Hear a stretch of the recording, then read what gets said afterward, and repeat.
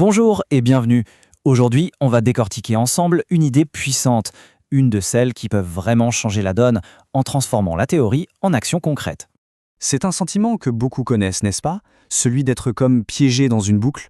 On a les mêmes pensées, on pose les mêmes actions, et sans surprise, on obtient les mêmes résultats. On finit par se demander pourquoi rien ne bouge, malgré tous nos efforts. Eh bien, une sagesse très ancienne suggère que le problème, ce n'est pas le manque de motivation. Non, le vrai problème, c'est qu'on essaie de changer sa vie en utilisant la fréquence même qu'il a créée. C'est un peu comme essayer de changer de station de radio juste en montant le son. Ça ne marche pas. Parfait. Alors plongeons là-dedans. Qu'est-ce que ça veut dire au juste être branché sur la mauvaise station? Et pourquoi nos actions, même les plus déterminées, ne suffisent pas toujours à changer la musique? Les sources qu'on analyse utilisent cette métaphore vraiment parlante. Notre réalité actuelle, que ce soit le travail, les relations ou les finances, tout ça vibre sur une seule et même fréquence. Dans ce cadre, tous nos efforts pour changer, c'est juste comme monter le volume de la même chanson qui passe en boucle. Et attention, cette idée de cycle de répétition, ce n'est pas du tout nouveau. C'est un schéma que les cultures et les sciences reconnaissent depuis des millénaires, qu'on l'appelle samsara dans l'Inde ancienne, mohaira chez les Grecs ou plus récemment boucle neuronale automatique en neurosciences. Eh bien, l'idée de fond reste exactement la même. Maintenant, le plus intéressant, c'est de se demander « mais pourquoi ?» Pourquoi est-ce qu'on est comme bloqué sur cette fréquence? D'où vient cette programmation? Il faut comprendre qu'il y a un conflit fondamental en nous. D'un côté, on a le cerveau, dont le but premier, c'est la survie. Pour lui, la meilleure stratégie, c'est de répéter ce qui a fonctionné hier, parce que ça n'a pas mené à la mort. Il cherche la sécurité, le prévisible.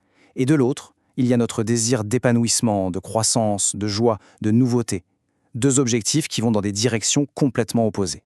Et cette programmation, elle ne vient pas juste de notre vécu personnel. Elle est en partie héritée de nos ancêtres, à travers ce que la science appelle aujourd'hui l'épigénétique. C'est une sorte de mémoire cellulaire qui nous transmet non pas des souvenirs, mais des réflexes de survie. En gros, on se trimballe des peurs qui ne nous appartiennent même pas. Donc, le point vraiment crucial à saisir, c'est que dès qu'on essaie de changer, ça peut déclencher une réponse de peur physique. Ce cœur qui bat la chamade, cette gorge qui se noue. C'est simplement la voix de ces schémas ancestraux qui nous murmurent à l'oreille « Attention, danger. Reviens à ce qui est connu, à ce qui est sûr. » Et c'est là que ça devient absolument fascinant. Les sages des temps anciens avaient découvert une sorte de faille dans cette programmation biologique. Une faille que la physique moderne commence tout juste à entrevoir.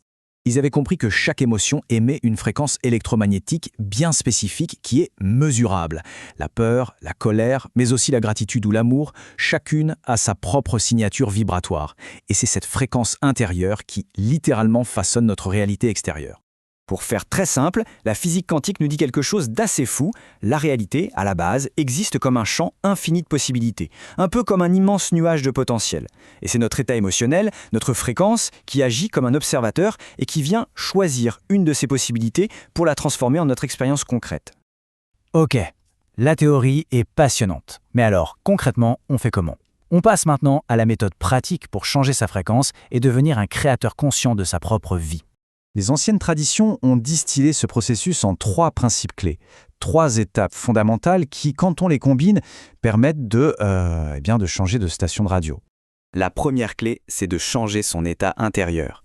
Elle repose sur un fait neuroscientifique assez bluffant. Notre corps ne fait pas la différence entre ce qu'on vit réellement et ce qu'on imagine intensément. Donc, en visualisant une nouvelle réalité avec une émotion forte, on reprogramme notre système nerveux comme si c'était déjà arrivé.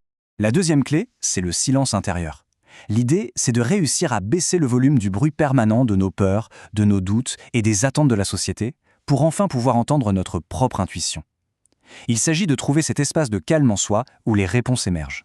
Et enfin, la troisième clé, qui est peut-être la plus difficile pour notre mental moderne, abandonner le besoin de tout contrôler. Ce besoin de forcer les choses crée une résistance énorme qui, paradoxalement, bloque le changement qu'on désire. C'est le fameux principe taoïste du Wu Wei, l'art d'agir sans forcer, en harmonie avec le courant. Et tout ça peut être mis en pratique avec un exercice très simple.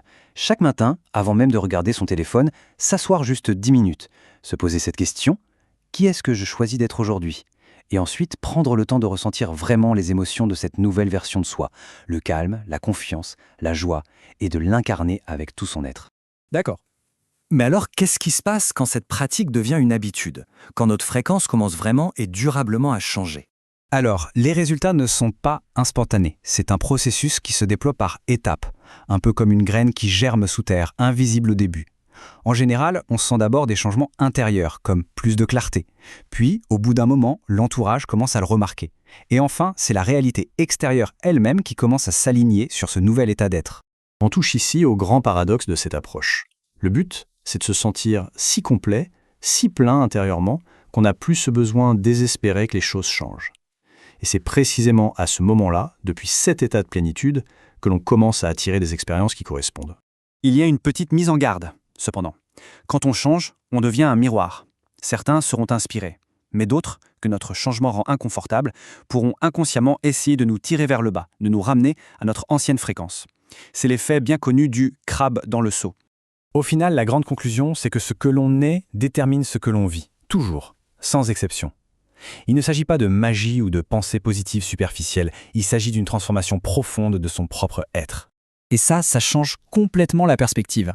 La véritable question n'est plus comment je fais pour changer ma vie, mais plutôt qui est-ce que je décide de devenir, là, maintenant. C'est un choix d'identité à faire à chaque instant.